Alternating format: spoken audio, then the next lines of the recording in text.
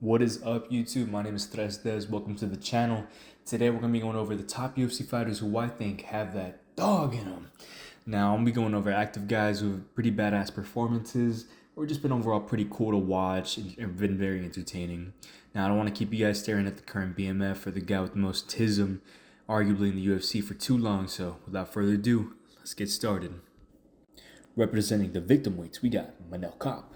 Now, this guy's badass for so many reasons, but I mean, the standout reason is his performance in UFC 293. Not just the fight, but I just mean how he just stood up and cooked everybody in city kickboxing. Izzy Adesanya, and then not to mention Kai Kara France, bro. Dude, me personally, if you're Adesanya, how are you gonna let a midget from 125 bully you like that, bro? Like, it's crazy.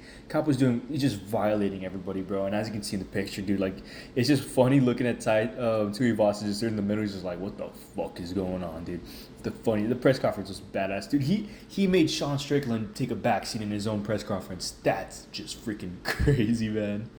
After owning Izzy, he just went completely scorched earth in his own post-fight interview, dude. Like, I don't know what was in that air in Australia, dude, but like, dude was just dropping bombs. Just like, I don't know, man. Like, I'm not gonna say it. You guys can search it up.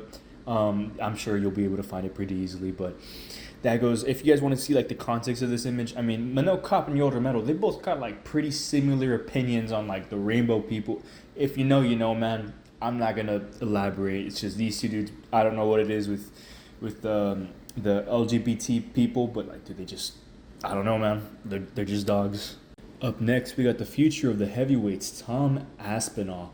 Now, dude, to come back from your knee getting absolutely obliterated, that's just props to you, bro. Props to you.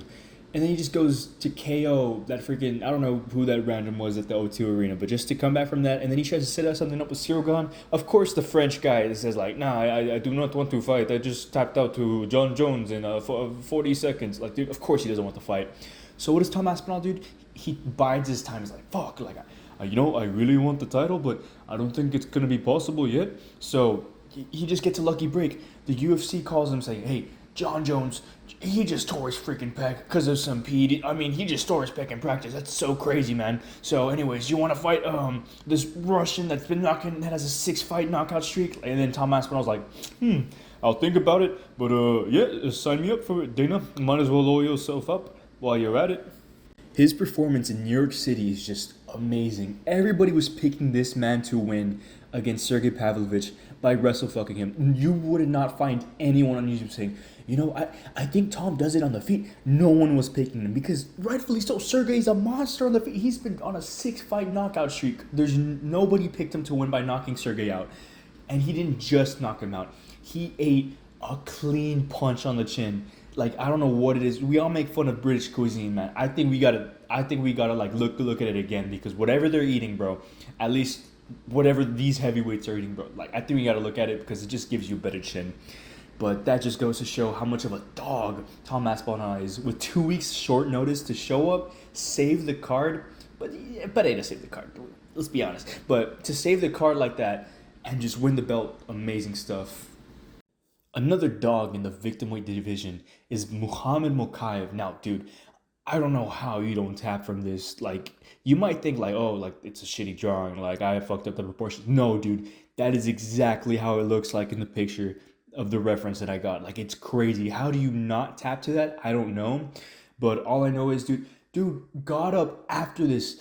He was on cobblestone knees. I don't care what Lucas Tracy has to say about anyone else.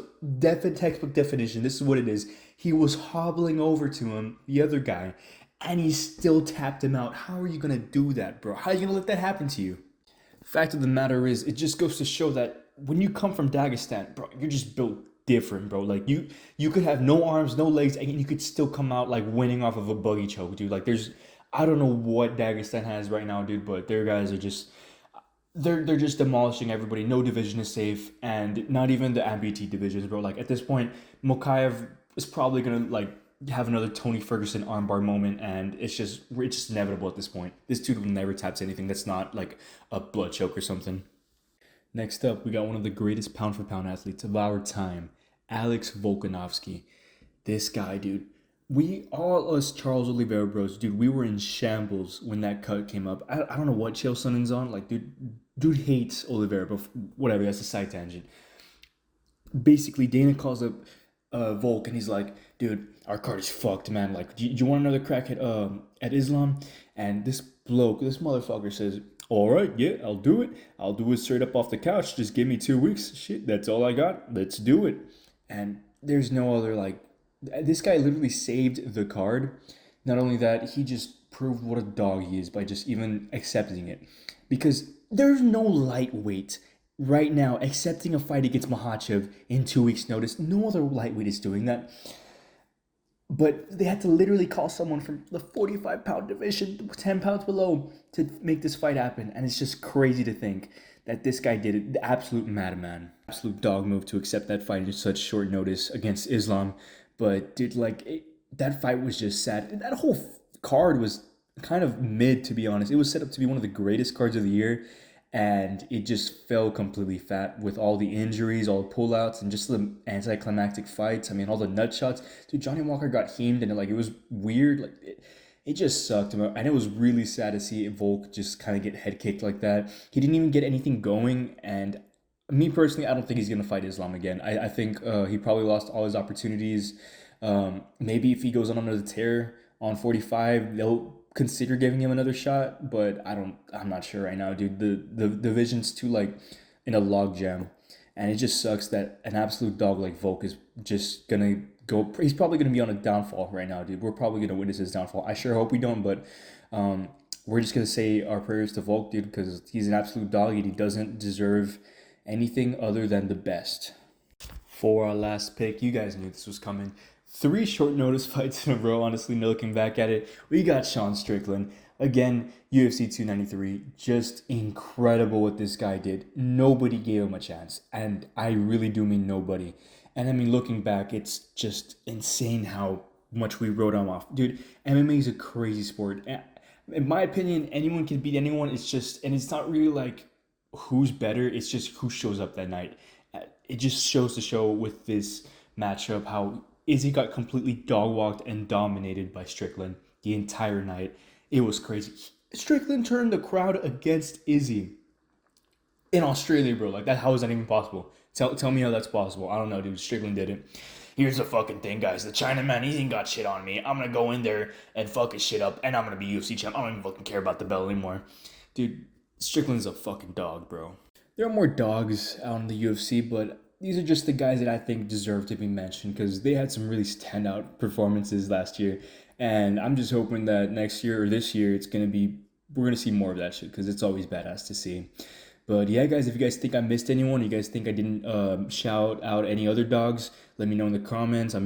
I'll be happy to hear your opinions. But yeah, guys, before I go, there's another dude who kind of slipped through the cracks because it's kind of a technicality. He doesn't have that dog in him. He's in that dog.